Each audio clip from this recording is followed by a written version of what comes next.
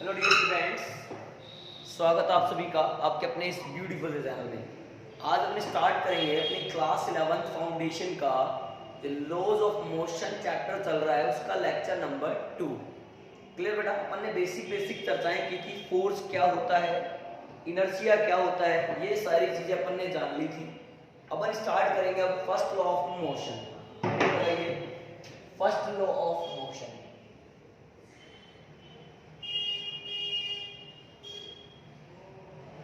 First law of motion क्या है बेटा?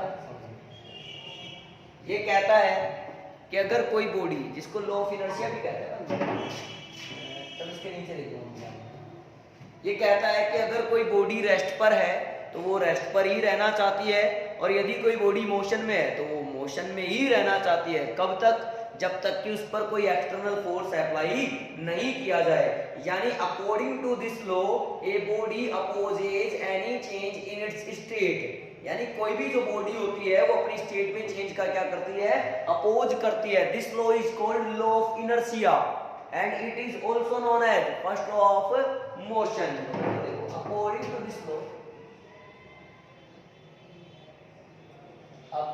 to this law, if a body is at rest or in motion, then it will continue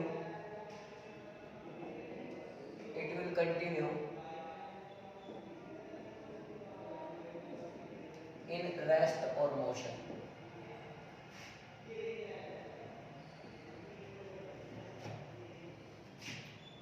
Without applying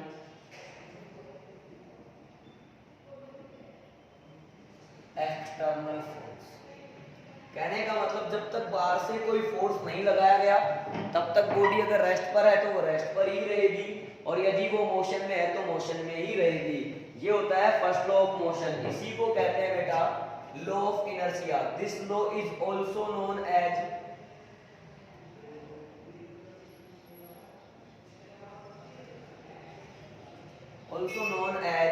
law of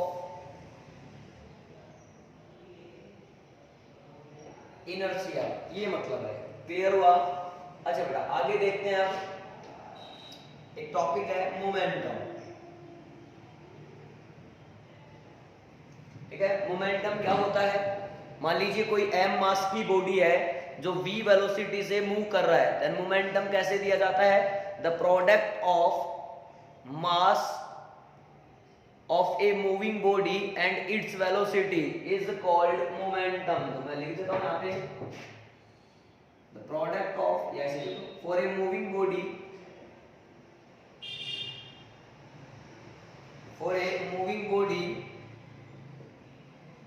the product of its mass and velocity is called momentum.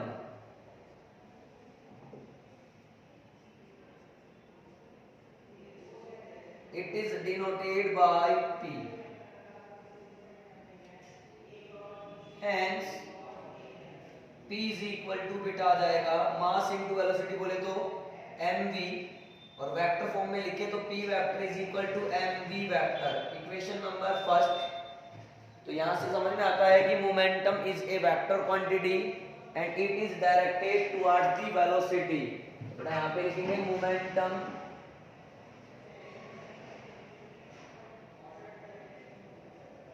Is a vector quantity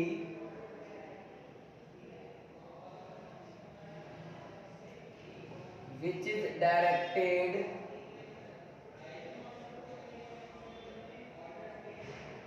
towards the velocity।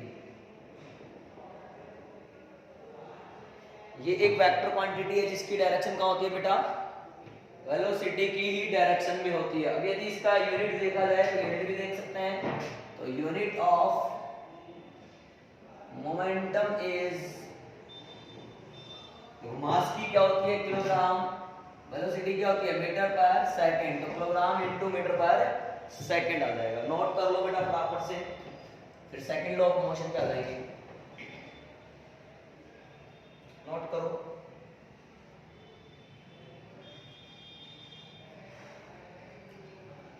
हो गया, हटाएं, okay.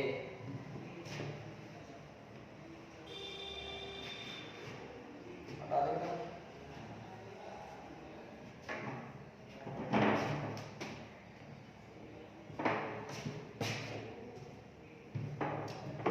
Heading डाली बेटा, second law of motion.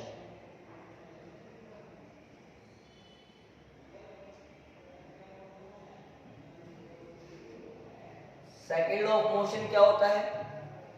According to this law, force, external force applied on a body is directly proportional to the rate of change of its momentum.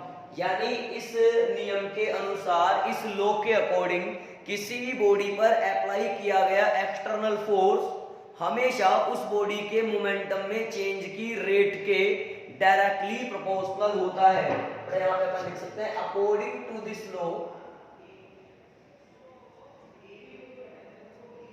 According to this law external force applied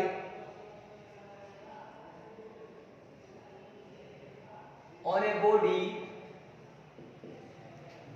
is directly proportional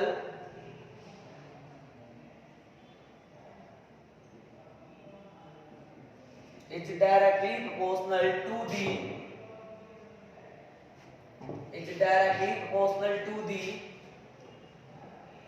rate of change of its momentum.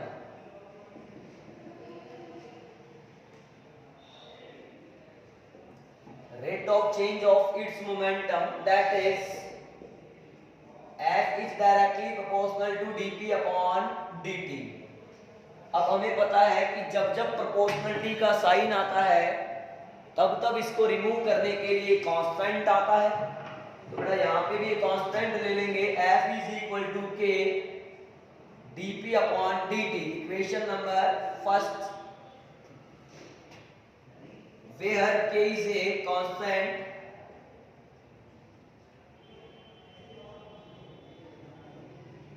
in SI system,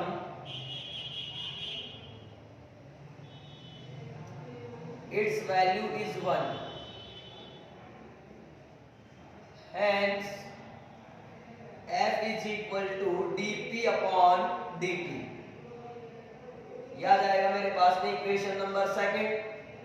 अब यहां से तो यही पता चलता है, that is the external force applied on a body is equal to the rate of change of its momentum. तो यहां लिख सकते हैं बेटा, that is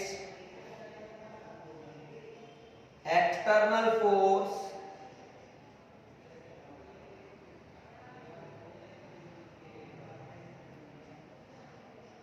applied on a body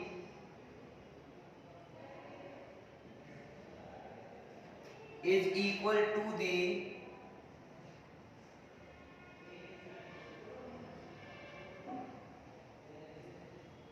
rate of change of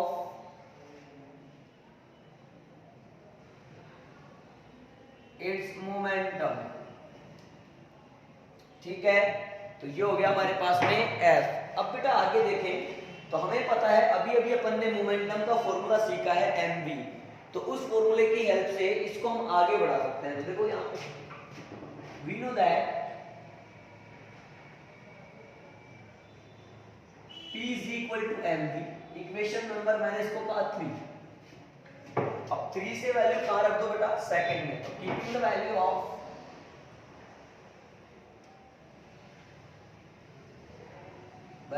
equation 3 in equation 2, तो F is equal to d upon dt, P की जगह मैंने रख दिया यहाँ पे mv। अब बेटा देखो, जब दो क्वांटिटीज मल्टीप्लाई में होती हैं तो उनका डिफरेंशिएशन कैसे करते हैं? एक को रखते हैं, एक को डिफरेंशिएट करते हैं, फिर दूसरे को रखते हैं, पहले को डिफरेंशिएट करते हैं, बीच में लगाते हैं प्लस। तो बेटा यहाँ पे देखो F is equal to m बाहर आएगा, ये बन जाएगा dv upon dt plus v बाहर आएगा, ये बन जाएगा बेटा dm अपॉन dt। आया समझ में? इसको कहूंगा मैं इक्वेशन नंबर 4। अब इसमें भी दो बातें हो सकती हैं। हो सकता है यहाँ पे m कांस्टेंट तो क्या होगा? हो सकता है कि यहाँ पे v कांस्टेंट हो तो क्या होगा? तो पहले आपने बताया हमें if m is equal to constant. अब यदि m कांस्टेंट होगा तो बेटा dm अपॉन dt यानी rate of change of its mass will be 0, then dm by dt बराबर क्या होगा? 0 होगा।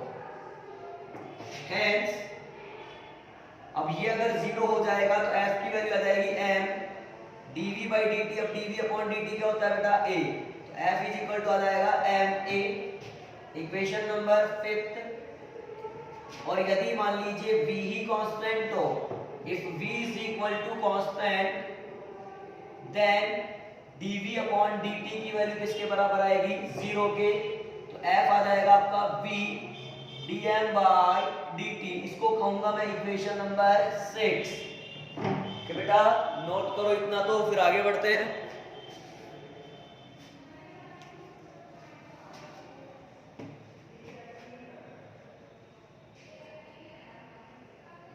हो गया?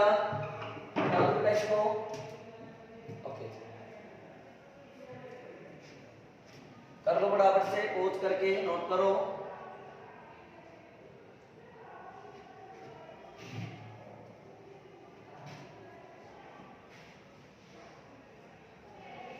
बताओ बेटा इसको भी।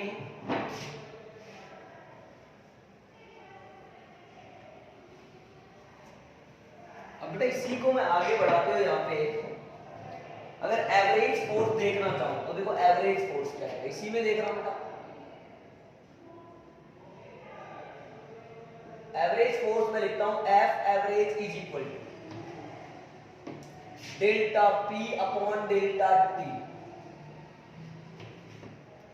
यानी final momentum minus initial momentum upon T2 minus T1। याद आएगा मेरे पास में एवरेज फोर्स। अब यदि आपको इसी में इंस्टेंटेनियस फोर्स ले रहा हूं एंड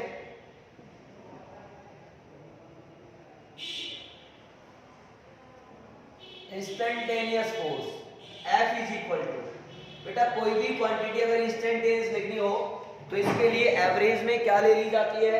लिमिट ले ली जाती है। तो यहां पर अपन लिमिट यूज करेंगे। F is equal to limit delta t tends to 0 delta p upon delta t। तो F is equal to limit delta t tends to 0, यानी ये कन्वर्ट हो जाएगा dp अपॉन dt में। ठीक है? अब बेटा if a graph is drawn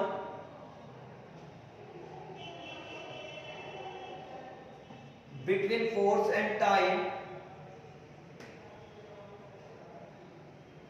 then its slope represents the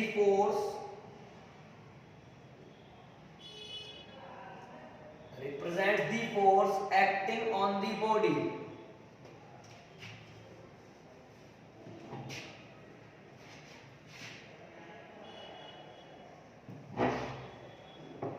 बेटा जैसे मैंने ग्राफ खींचा,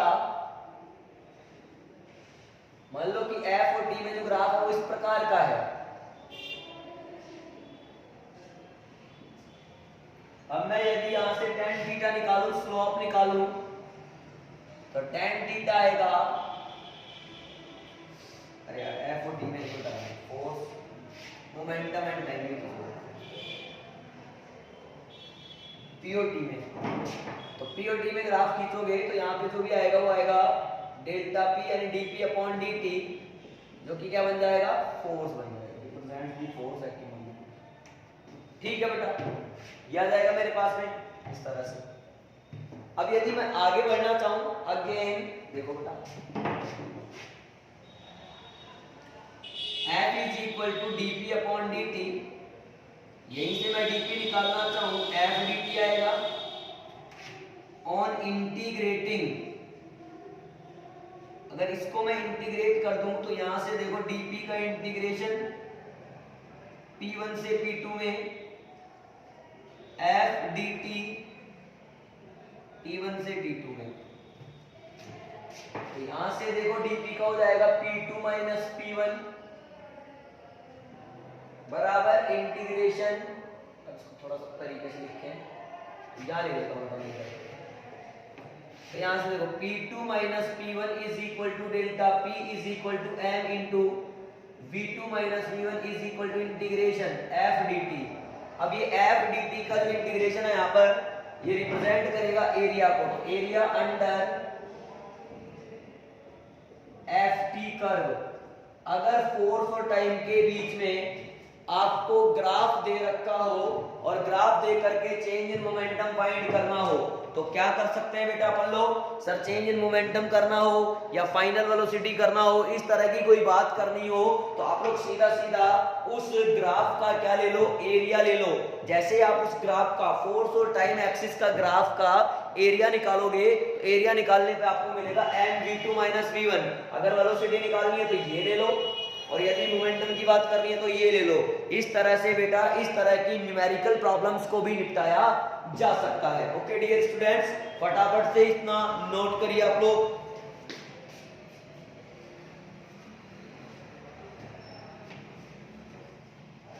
लिख लिए,